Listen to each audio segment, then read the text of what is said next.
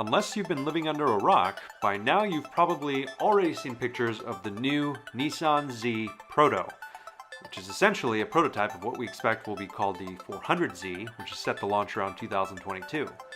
Now, in the event that you haven't seen it yet, we'll definitely talk a little about it and really just introduce the car, but I want to focus on some of the aftermarket renders that are starting to come out, which show what this car has as far as the potential ahead of it. Now, regardless of what it'll look like, it at least gives us an idea of what these things may eventually get turned into when they hit the street.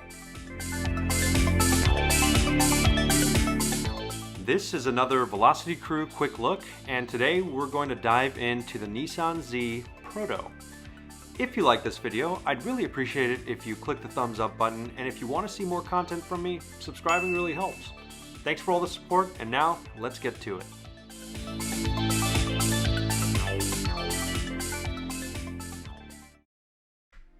Last week, Nissan, after 12 years, finally unveiled the prototype for their next generation Nissan Z. And according to them, this is a near final design, and they took some time to walk us through some of the styling cues and inspiration this car had in coming together. Let's just get this out of the way now. The front end is a tad goofy. And I'm no designer, so I'm not sure what drove this decision, but in my opinion, this is probably the main point of contention fans will have about this design overall. The second being the rear end, which I've seen a conflicted response to up until now. I personally like what they did, and it really paid tribute to the old 300ZX in a modern way. But the front end, it just still hasn't completely grown on me, and you'll see later on that the aftermarket has a thing or two to say about that. And to continue this trend, the headlights are actually paying tribute to the covered headlamps of the old Datsun 240 and 280Zs. And once I realized this is the reason why they did the unique teardrop looking design, it actually made me appreciate it a lot more. Otherwise, I thought it seemed a little generic. But once you compare the two, it's kind of cool how they paid tribute in a modern way. Overall, I think the car has the general shape of a Z, especially at the A and the B pillars, which is a signature design cue. But one of my favorite new additions to this car is a metal trim piece which runs from the A pillar all the way back to the quarter panels along the roofline, and they call it the Katana. And I think that's pretty awesome because I just got done playing the game Ghost of Tsushima, and I'm all about honor and samurais and katanas and stuff, and you know, it'll like bring honor to Nissan and stuff, and it's got like this badass warrior DNA infused into the core being and essence of the car, and anyway, that sounded cooler in my head than it did in execution, but we'll keep it in the final cut. Subscribe to Velocity Crew for original content. On to the interior. So since we're on the topic of gaming, the Z brand has leveled up big time in its new interior design. It's probably the largest styling leap taken by any Z generation in recent memory. I always thought the 300ZX had one of the most unique interiors due to all the 90s style controls along the steering column, and the 350Z and 370Z interiors were more or less nice, but they really took the function over form methodology with a little bit of a throwback. However, the new Z Proto's interior, it keeps that throwback with the iconic 3 physical gauges on a center dashboard, but all the other screens become modern and digital. The center console reminds me a little bit of how the 370Zs was set up with one large cup holder, and let's just take a minute to admire this glorious shift knob. That's right, it comes in a 6-speed manual transmission, and it just looks so perfectly wrapped in that leather. If that ain't honor, then I don't know what is. Oh yeah, and as far as the engine, they say it's going to be a twin-turbo V6, and it really doesn't take Sherlock Holmes to figure out that it's probably going to be the VR30 DDTT from the Infiniti Q60. So it's probably going to make somewhere in the range of 400 horsepower, it's going to have turbos, and it's going to be highly modifiable. They haven't confirmed any of this, but we pretty much suspect as much in the car community. Anyway, that's a light introduction to the 2023 Nissan Z prototype to get you up to speed. Now, let's talk about what I really wanted to get into in this video, and that is, how did the world respond to this car? And let's take a look at some of the fan-made and aftermarket renders to show what these cars might actually look like once they start rolling around town. Because when Nissan revealed this, we only saw it in this bright yellow color and really didn't get to see or hear a lot more about the car. But before we get into the aftermarket renders of this car, let's take a look at what people thought it was going to look like, because, well, as you're about to see, some of them were pretty interesting, and some of them even got kind of close. In Exhibit A, we have the Nissan Altima, the Altima Z, or, kind of has the front end of an Altima. It's kind of weird. This one has the front end of a Hyundai. It looks a lot like a first generation Genesis. This is a magazine render with a triple center exit exhaust and a very tame looking front end. It's interesting, their take on the headlights. This one, it actually looks a lot like an Aston Martin V8 Vantage. They put the GTR 2017 wheels on it. This render from Motor 1 is actually pretty interesting. It's got like this weird overlapping LED situation going on with the headlights, and the rear end, it's a lot more hatchy. Different take. Here's another magazine render, and you know, I kind of wish the launch color was an orange. I know there's historical significance to the yellow paint scheme they chose, but this one is actually my favorite render altogether, just because it's got very clean lines. It's got those 370Z wheels. I like this one.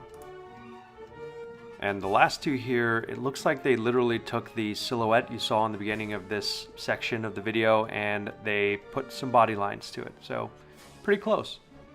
Anyway, it's always fun to see the pre-release concepts people put together before we know what the car looks like.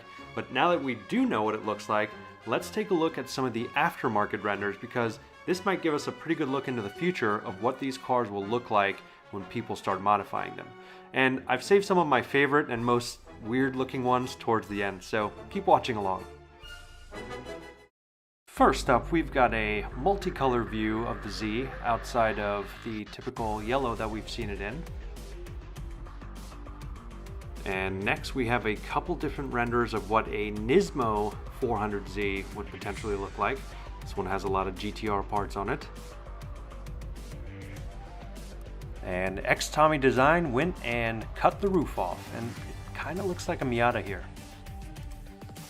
This one's actually pretty cool. It's pretty simple, just a little bit of a drop. It's got the two-tone effect going on with some TE37 looking wheels. This one's pretty cool. It's kind of like a modern versus retro look, and the bottom picture is actually someone's car. And this one from Art Tuners already has the riveted wider fender flares and a slew of different wheel options, but I'm really digging that duckbill rear spoiler lip. Now this render from Larry Chen's pretty cool. It's got the old Datsun style wing mirrors. It has the duckbill, the wider flares on the wheel arches, but the old school racing number, that big white circle on the door panel. That's so cool. John Seibel, I hope I'm saying that right, showing what his version of the Nismo 400Z would look like. And a little bigger, better resolution there. Pretty cool. And one of the biggest names in the Z world, Z1 Motorsports, putting their spin on what the Nismo 400Z might look like. And it actually has the cool GTR style hood inlets. And we've got not one, but two renders for Chris Forsberg's drift car. One from John Seibel and the other one from Hugo Silva Designs. Pretty cool. And you've got shades of cars with big aero and just making the most use out of that big old air intake in the front bumper. In fact, if you've noticed, a lot of these renders, they haven't really touched the front bumper too much. It's kind of interesting. Car Lifestyle taking some cues from the 2020 Nismo GTR. They've actually made the front end a little sharper, and they took that GTR wing. Focam Tokyo with a pretty minimalistic design. Again, big aero and multi-spoke wheels with a little bit of a drop. This one looks pretty clean. Shout out to Cola Corolla with the Bozoku looking 400Z. And also shout out to F-Spot for introducing me to what the heck Bozoku is. If you don't know what it is, go ahead and Google it. It's pretty interesting. But that pretty much sums up the main aftermarket designs that I saw. So let's go into some of the weirder designs. And it wouldn't be a brand new car reveal if someone didn't go ahead and turn it into a wagon, or I guess this is technically a shooting brake design. And X-Tommy Design, they've got a couple other renders earlier in the video, so pretty solid quality. I think this one looks pretty cool. However, definitely on the weird end of the spectrum. And next up we've got Newt TRZ with the 8-bit looking Super Nintendo sprite pixelated Z Proto. And I just think it's a different take on it. It's just kind of weird, but kind of cool. And it looks like it's just a pixelated version of the launch car. But the one that takes the cake is Katasi 935Z. Literally made an Instagram account for this John Seibel Nismo Z with a 2020 Porsche 935 race car front end, and I didn't know this car needed this modification. I'm just kind of speechless on this one. Needless to say, pretty weird. And now, my favorite renders. First up, we've got Yasi Design, and good God, this thing looks epic from every angle. I mean, I've been following Yasi Design for quite a long time, and I know he's made some really awesome renders, but this one takes the cake for me. He did a convertible version as well as a full-on Mad Max version. And hat tip to you, sir. What an awesome, awesome render. And next up, we've got Neapolitan with the classic Calsonic livery on the car with some LM GT1 wheels. And I love the fact that it's hand-drawn, but it even gets better. If you go to the actual Instagram post, there's a video of it moving. So it's actually animated, so kudos. And then you've got Zatsuma, who made a pretty cool render that's identical to his own personal 240Z. And there's actually a couple really subtle tweaks that make this one really stand out. Zatsuma says, haters will say it's photoshopped. Spent too long a time staring at this, so I had to have a play. Tweaked the nose, the tail, roofline, and center crease line, headlights, and a few extras. Sorry, not sorry. My friend, you do not have to apologize because this thing looks awesome. And now my favorite render of what the car could potentially look like when it launches is from JDM Z34. Really, the main difference is it's a little lower, but the front bumper and what he was able to do with the grille, it just completely ties the whole car together. It gives it much more of a sinister look. Of course, the car's black as well right now, but the way the angles and the curves were added to that front grille instead of just having literally just a rectangle, I think it sets the car off in a very complimentary way. So hopefully Nissan sees some of these, and in my opinion, I think the front end is the main area where the tweaks can be made, but we'll just have to wait and see. Either way, it looks like we've got a lot of great options from not only enthusiasts, but from the aftermarket tuners as well. So when this car hits the streets, it's gonna be a really unique vehicle. So that's an introduction to the all-new Nissan Z Proto, as well as some fan-made and aftermarket tuner renders that were literally created hours after this thing launched.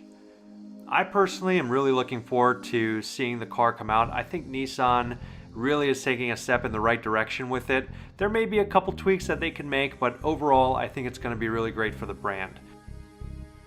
Speaking of really great for the brand, hopefully you enjoyed this video. You either found it entertaining or maybe even learned something. So in order to help my channel grow, I'd really appreciate it if you'd give the video a thumbs up, and if you want to hear more from me, subscribing really helps. I look forward to talking to you guys again soon, and thanks again for all the support. Peace!